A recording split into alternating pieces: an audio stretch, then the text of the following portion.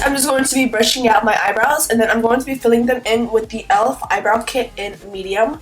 And I don't know how I feel about this product yet because I feel like it makes my eyebrows a little bit too warm, but I do like the consistency. So I'm just filling in any sparse areas that I have just to make them look a little bit more fuller. I like to use an angled brush to fill in my brows because I feel like it makes applying the product a lot easier. After I'm done with filling them in, I always brush them out with a spoolie and then shape them. Next, I'm taking MAC's Painterly Paint Pot, and this is just an eyeshadow base. I know this is in Drugstore, but I literally cannot live without this product when I'm doing my eyeshadows.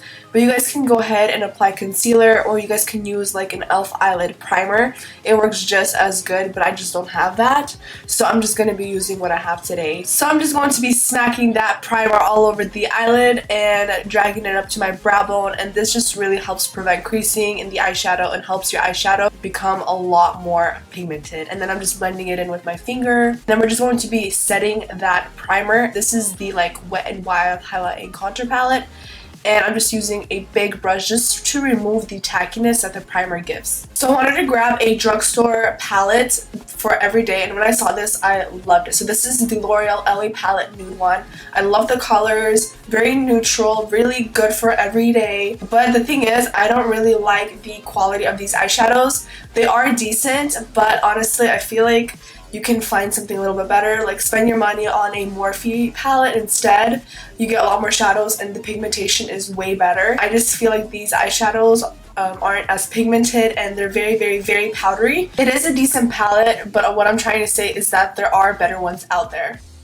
I'm just going to be grabbing this medium brown in the palette just to use in my crease. I'm just using circular motions and focusing this on the outer corners of my eye, and I'm also going to be extending it outwards a little bit. You just want to buff this brown all over the outer corner of your eye and dragging it into your crease once you have less product on the brush. Next, I'm going in with a darker brown, and you guys can use any kind of brown that you guys own, but I'm just going to be placing this on the outer corner using circular motions. As you guys can see, I had a very tough time blending out the shadow because it is very chalky, but we're just going to work with what we have. And then after I place the shadow, I always go in with a clean blending brush and just making sure there's no harsh lines, but I do want this brown to be very pigmented, so I blend and then I pack on more color, and then I blend and then I pack on more color until I get the intensity that I want. My apologies if my voice sounds sick, that's because I am. Next, I'm going to be taking this shimmery taupe shadow, and I'm just going to be placing it above those two browns. This is just going to create a lot more depth to the outer corner. Next, I'm going to be taking this very warm bronzy eyeshadow and placing that onto the lid. I'm also making sure that my flat shader brush is wet, just so the eyeshadow can go on a lot more pigmented. If you guys have a very intense eye pigment or a gold eyeshadow, definitely use it for this look. It will look 10 times better. Now I'm going in with this pale yellow eyeshadow, and I'm placing that on the center of my lid because I want to create the illusion of bigger, brighter, rounder eyes. Taking the two lightest shades, I'm just going to be mixing those and applying it on the inner corners of my eyes and then the brow bone, because I just feel like highlighting the eye area is very important because it just ties the whole look together. And then we're going to be doing a winged liner, and I'm just using a Maybelline gel liner. And what I do always is first start out with a nice thin line, and then when I have less product on my brush, I always like to start off from the bottom and then just flick it up with a light pressure, because if you apply too much pressure, it can just go bad real quick. So I always flick it out, and then towards the middle of that line, I connect it to the center of my lid, dragging it down, which creates a very nice flicked out wing. I always go in with a little bit more gel liner and then blacken up that line. If you guys feel like your wing is a little bit too thick towards the end, you guys can always grab a flat shader brush and some concealer and clean it up and sharpen out the line, and it will look good as new. Trust me, this technique always works. Grabbing the L'Oreal Luminous Miss Manga Mascara, I am just going to be coating my lashes and prepping them for the eyelashes that I'm going to put on. These lashes are by Ardell in number 206. I'm just going to be priming my face using the L'Oreal Magical Me Primer. I'm sure you guys know about it. And I'm just going to be using a dual fiber brush just to kind of distribute the product evenly and making sure I get it all over my face. And yeah, if you have dry skin, this primer will be fabulous on you because it is very hydrating. Now I'm just going to be mixing these two foundations, the L'Oreal True Match Lumi foundation and the CoverGirl Stay Luminous foundation, just to get my perfect even shade. I'm going to be taking the same duo fiber brush that we used for the primer, and I'm just going to be stippling it all over my face and then using this beauty blender to blend out all the edges and making sure I have a flawless even base for the rest of the makeup. Taking an oldie but a goodie, this is the Maybelline Age Rewind Concealer in Light.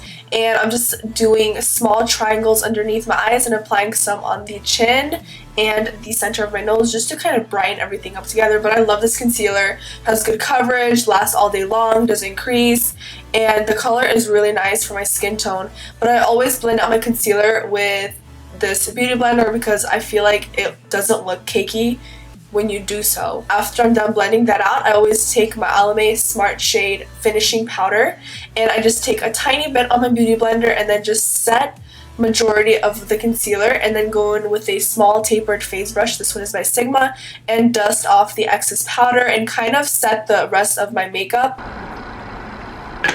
Keep it 100.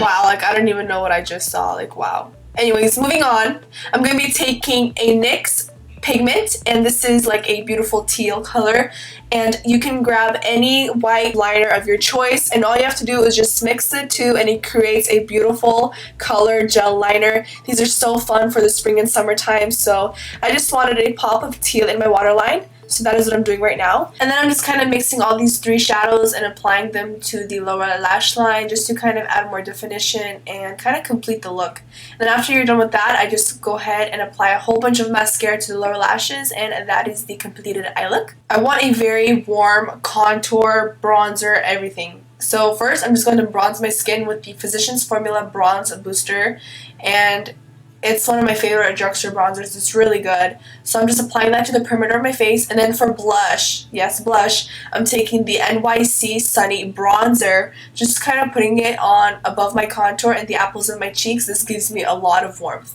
And then mixing these two shadows, I'm going to be using that as my highlighter today.